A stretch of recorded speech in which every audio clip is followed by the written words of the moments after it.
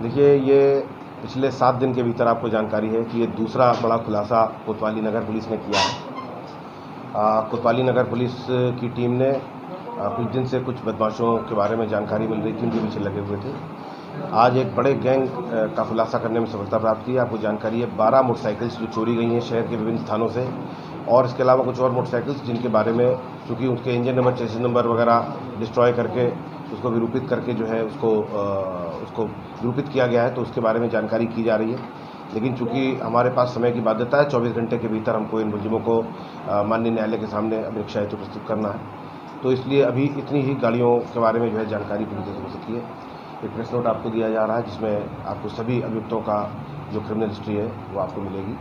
फिर राजा नाम का जो अभियुक्त है यही इस गैंग का लीडर है, और इनके द्वारा जगह जगह पर जा करके एक गैंग बना करके ये मोटरसाइकिलों की चोरी करते थे। ख़ासतौर से ये चोरियां जनकपुरी में अस्पताल के आसपास जो लोग आते थे अपने मरीजों को लेकर के और अपनी मोटरसाइकिलें खड़ी कर जाते थे, वो चोरियां हैं।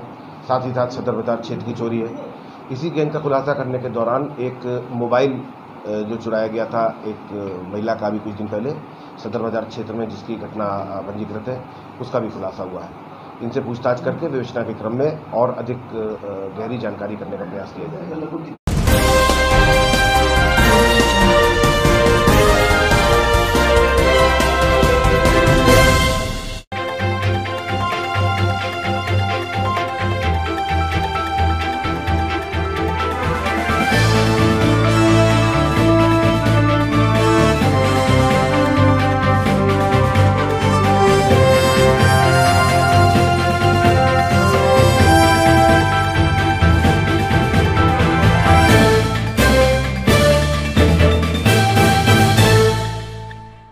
देखिए, मैं आलोक तनेजा हूँ, अध्यक्ष हूँ ग्रामीण पत्रकार एसोसिएशन सहारनपुर का, और जिला स्तरीय स्थायी समिति होती है पत्रकारों की, उसका मैं सदस्य भी हूँ यहाँ से सहारनपुर से। और अभी एक घटना हुई है, बहुत बड़ी दुखद घटना हुई है कि यहाँ पर 2 दिन पहले एक पत्रकार हैं दिवेश त्यागी जी, जो नेटवर्क 18 के लिए वर्क करते हैं, काम करते हैं, और श्रमजीवी पत्रकार हैं, क्रियाशील पत्रकार हैं। उनके साथ कुछ असामाजिक तत्वों ने उस समय मारपीट की जब वो अपने स्पोर्ट्स स्टेडियम से घर की ओर जा रहे थे। ये बड़ी निंदनीय घटना है। जिस तरीके से वीडियो वायरल हुई और जिस तरीके से वीडियो में देखा जा रहा है कि किस तरीके से लोग मारे हैं, इसमें उनकी हत्या भी की जा सकती थी। तो ये बड़ा गंभीर मामला है, और मैं इस सब के साथ एक बड़ा साधुवाद देना चाहूँगा जो हमारे भारत समाचार के CEO हैं ब्रजेश मिश्रा जी। उन्होंने जिस तरीके से इस मामले को उठाया और इस पर ट्वीट किया है, और उनके ट्वीट के बाद 10,000 से ज़्यादा ट्वीट हुए हैं, तो हम लोगों को बड़ा संरक्षण इस बात का मिला है। हम लोग बड़े संरक्षित हुए इस बात को कि हमारी लड़ाई लड़ने वाला, हमारी कोई बात को कहने सुनने वाला ऊपर तक भी लोग बैठे हुए हैं। तो हम इस पूरे घटनाक्रम की कड़े शब्दों में निंदा करते हैं और प्रशासन से मांग करते हैं कि जिन धाराओं में मुकदमे दर्ज किए गए हैं उसको बिल्कुल मिनिमाइज किसी भी सूरत में ना हो, और इनके खिलाफ जो है रासुका जैसी कार्रवाई होनी चाहिए, तभी पत्रकार उत्पीड़न की घटनाएं रोकी जा सकती हैं।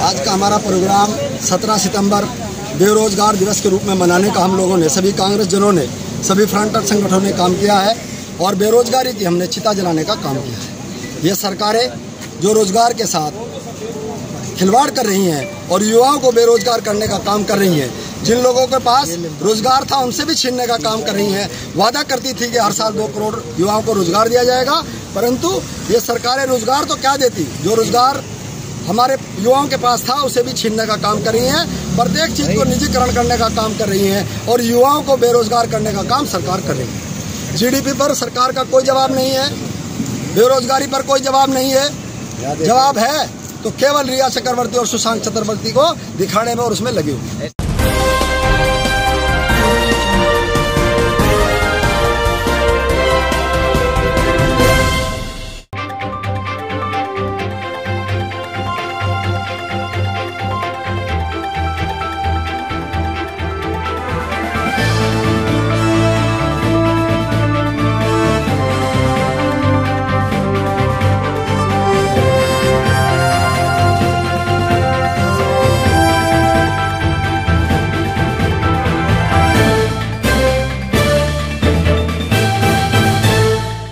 मैं डॉक्टर संजीव दुर्जन, छात्र संघर्ष समिति का आज धरने का हमारा 11वां दिन है, जबकि आज 11वें दिन ये धरना हमारा अन्न को बिल्कुल हम नहीं छुएंगे।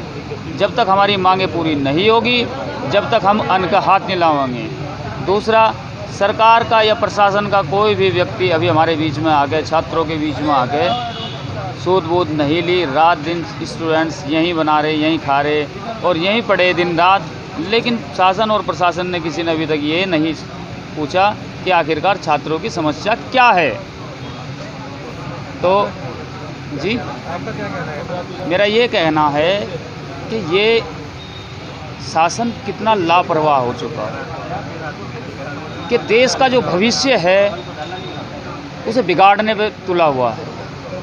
शिक्षा में जो अधिकार छात्रों को मिलने चाहिए थे, गरीबों को, दलितों को, पिछड़ों को या सवर्णों को, उन अधिकारों को छीनकर सरकार इस देश की व्यवस्था को तबाह करना चाहता है। जो व्यवस्था अंग्रेज़ों के समय थी, शायद मैं मानता हूँ उसी व्यवस्था को आज भी लागू करना चाहता है कि कंपनियों के हाथ में ये देश चला जाए और फिर से ये देश गुलाम बन जाए।